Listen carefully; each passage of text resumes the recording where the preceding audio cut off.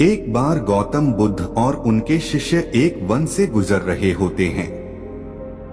बहुत दूर चलने के बाद भगवान बुद्ध के शिष्य बुद्ध से कहते हैं, बुद्ध क्या हम कुछ देर विश्राम कर सकते हैं?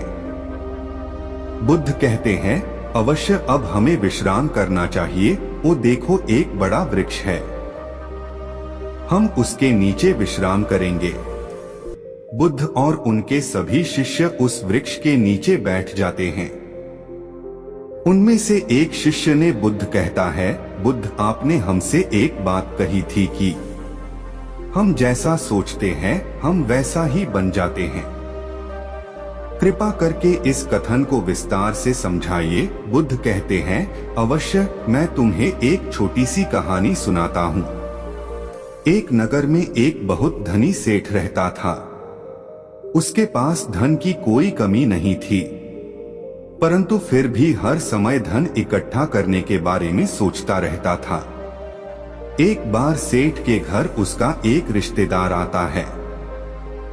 सेठ उसकी खूब खातिरदारी करता है। बातों बातों में सेठ का रिश्तेदार सेठ से कहता है, अरे सेठ जी, हमारे नगर में एक नामी गिरामी सेठ रहता था। वह आपसे ज्यादा धनवान था। वह सेठ पूछता है, पर तुम एक बात बताओ, तुम उसे रहता था क्यों कह रहे हो? सेठ का रिश्तेदार कहता है, रहता था मैं इसलिए कह रहा हूँ क्योंकि वह अब जीवित नहीं है, वह मर चुका है। सेठ बेचारा धन को इकट्ठा करते करते वह यह भी भूल गया कि मृत्यु नाम की चीज होती है, सेठ को भी आती है। सेठ उस व्यक्ति से पूछता है, क्यों, क्या कारण हुआ जिससे उसकी मृत्यु हो गई? सेठ का रिश्तेदार कहता है, कारण तो कुछ ना था, अचानक ही उसका बुलावा आ गया और उसको जाना पड़ा। सेठ कहता है, अरे ऐसे कैसे बुलावा आ गया, उसे कोई बीमारी रही होगी। वह व्यक्ति कहता है, नहीं, उसे कोई बीमारी नहीं थी, वह तो अचानक ही मृत्यु को प्राप्त हो गया। सेठ अपने रिश्तेदार की बात सुनकर हैरान रह जाता है, क्योंकि अब तक वह सोचता था कि मृत्यु बुढ़ापे में आती है या किसी बीमारी के कारण आती है। क्योंकि सेठ अभी जवान है, वह अभी मरना नहीं चाहता। अगले दिन वह रिश्तेदार अपने घर चला जाता है, परंतु सेठ को एक बहुत बड़ी समस्या दे जाता है कि सेठ को भी मृत्यु आ सकती है।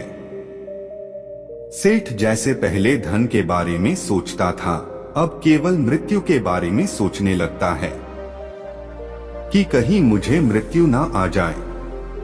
समय बीतता है, सेठ बहुत कमजोर होने लगता है, क्योंकि वह अब सही से ना खाता है और ना पीता है, केवल मृत्यु के बारे में सोचता है।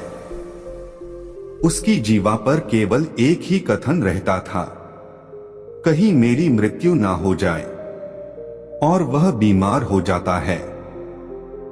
उसकी ऐसी स्थिति हो जाती है मानो कभी भी प्राण निकल जाए। सभी लोग उस सेठ की ऐसी हालत देखकर बड़े आश्चर्यचकित होते हैं, क्योंकि उन्होंने देखा था वह सेठ हमेशा खुश रहता था, उसके पास धन की कोई कमी नहीं थी। पर अब इसको क्या हुआ?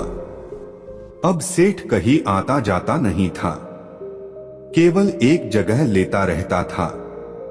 उस सेठ की हालत देखकर उस सेठ का एक मित्र एक सन्यासी को उस सेठ के पास लाता है और कहता है, सुनो, यह बहुत प्रसिद्ध सन्यासी है, तुम अपनी समस्या इन्हें बताओ, ये उसका जरूर समाधान बताएंगे। वह सन्यासी उस सेठ से पूछते हैं, क्या हुआ, मैं तुम्हें पहले भी देखा हूँ, परंतु तुम इतने कमजोर कैसे हो गए?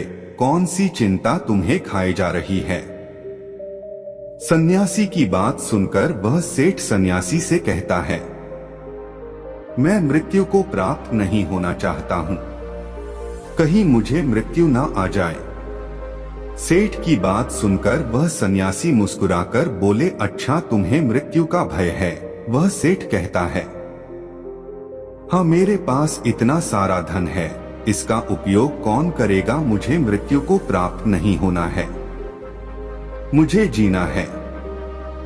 वह संत कहते हैं, तुम्हारी इस समस्या का मैं अभी समाधान निकलता हूँ। संत की बात सुनकर सेठ बहुत खुश होता है, उस संत के आगे हाथ जोड़ता है और कहता है, कृपा करके मेरे इस समस्या का समाधान कीजिए। वह संत उस सेठ से कहते हैं, मैं तुम्हें एक मंत्र देता हूँ, तुम बस इसका उच्चारण भीतर भी और बाहर भी करना। मतलब मुंह से भी यही मंत्र बोलना और अपने भीतर मन में भी यही मंत्र बोलना। यह मंत्र है, जब तक मुझे मृत्यु नहीं आएगी तब तक मैं जीऊंगा, जब तक मुझे मृत्यु नहीं आएगी तब तक मैं जीऊंगा। तुम इस मंत्र को 7 दिन तक लगातार जपना। मैं 7 दिन बाद आऊंगा। और वह सन्यासी वहां से चले जाते हैं।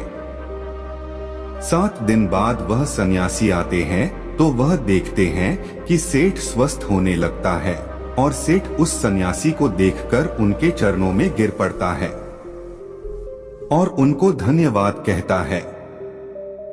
वह सेठ कहता है, आपके मंत्र ने कमाल ही कर दिया, अब मैं मृत्यु से भयभीत नहीं हूँ, क्योंकि जब तक मृत्यु नहीं आएगी तब तक मैं अपना जीवन जीऊंगा।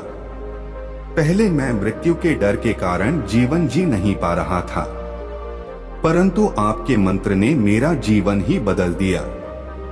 जब तक उस सेठ को दूसरे सेठ के बारे में नहीं पता चला था, तब तक वह केवल धन के बारे में सोचता था और दिन रात उसके धन में वृद्धि हो रही थी और उसका स्वास्थ्य भी ठीक रहता था। वह अपने जीवन से खुश था, परंतु जब वह मृत्यु के बारे में सोचना शुरू कर दिया तो वह मृत्यु के करीब जाने लगा और ऐसा क्षण आ गया कि वह कभी भी मृत्यु को प्राप्त हो सकता था।